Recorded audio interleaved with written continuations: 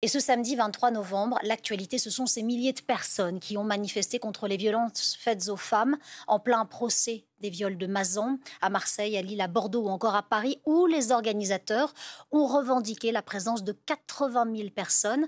Des manifestations à l'appel de 400 organisations qui demandent plus de moyens pour lutter activement contre ce fléau. Anaïs Baucher, nos invités sur le plateau, en parlent avec moi juste après. Regardez.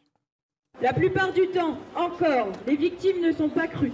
Les plaintes classées sans suite. Une colère à peine contenue. Ils sont des dizaines de milliers à être descendus manifester dans les rues pour faire entendre leur voix. À 2 jours de la journée internationale pour l'élimination de la violence à l'égard des femmes, les manifestants se sont rassemblés aux 4 coins de la France pour réclamer un sursaut contre les violences. J'ai plusieurs copines, par exemple, qui ont subi des violences sexistes et sexuelles, qui ont été violées. Donc voilà, je suis là pour les soutenir et pour soutenir toutes celles qui n'ont pas osé parler. Et c'est important que la société évolue et que nos garçons fassent attention aux femmes. Le féminisme, c'est pas seulement une question de femmes, mais c'est la question de la société tout entière. Une mobilisation XXL, renforcée après l'onde de choc du procès des viols de Mazan.